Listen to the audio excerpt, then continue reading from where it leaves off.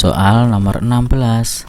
Seseorang anak berteriak di atas bukit. 5 detik kemudian terdengar bunyi pantul.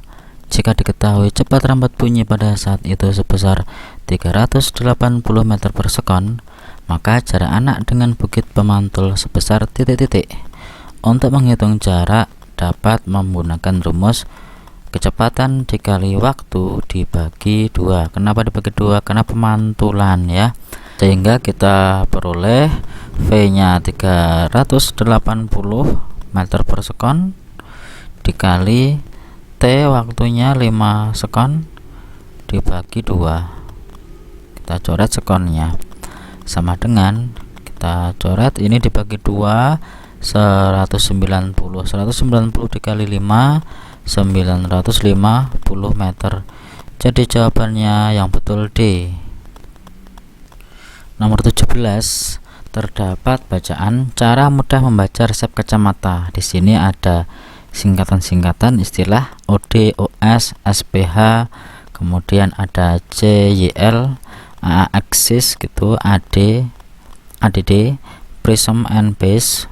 Nah, kemudian diperoleh pada resep kacamata itu seperti ini.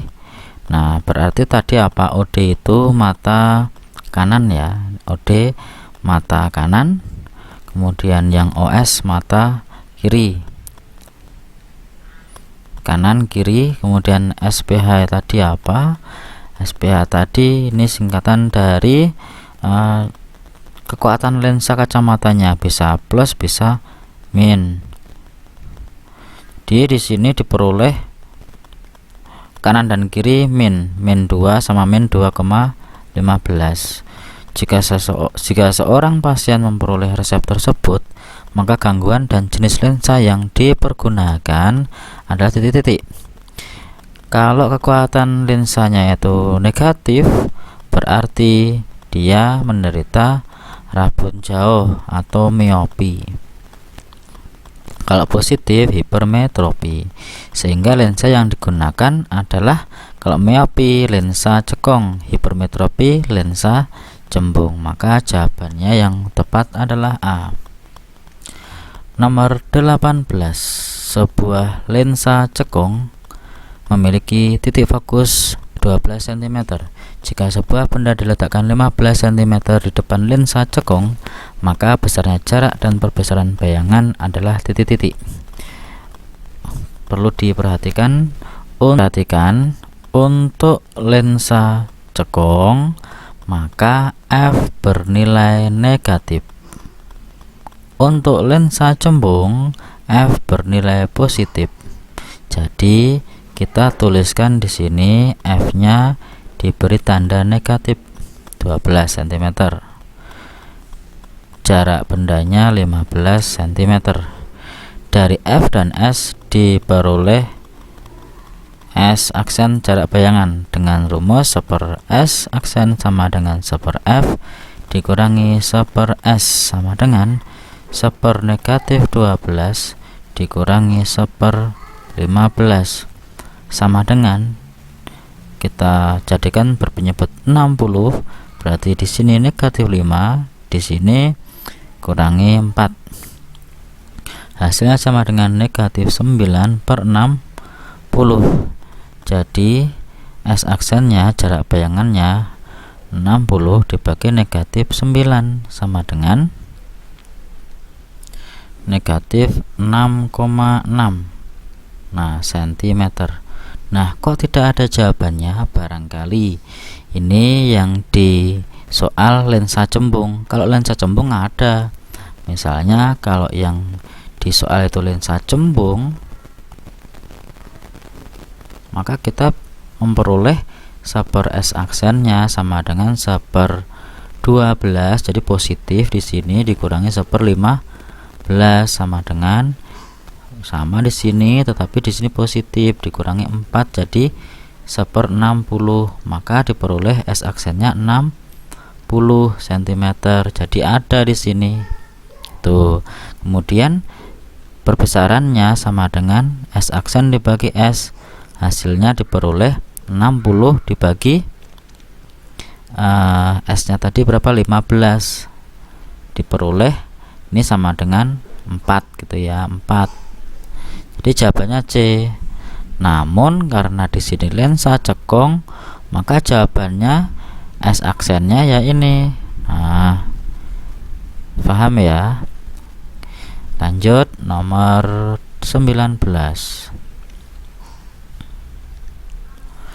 Benda bermuatan listrik A tarik-menarik dengan gaya F terhadap benda B. Jika muatan benda A dan B diperbesar menjadi masing-masing 2 kali dan 4 kali muatan semula, sedang jaraknya diperdekat menjadi setengah kali jarak semula, gaya tarik kedua benda menjadi titik-titik. Yang pertama, F1 itu sama dengan K dikali Q1 dikali Q2 per R kuadrat. Kemudian yang kedua, setelah diubah Q1 nya menjadi 2 kalinya, maka kita tuliskan di sini Q1 nya menjadi 2 kalinya, 2 Q1 gitu ya, dan Q2 menjadi 4 kalinya, maka ditulis 4 kali dari Q2 per jaraknya menjadi setengah kalinya, maka setengah dari semula, setengah dari R, tapi dikuadratkan.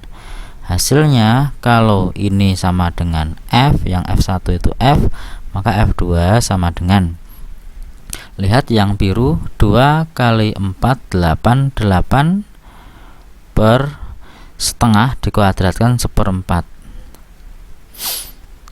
dari K Q1 Q2 per R kuadrat.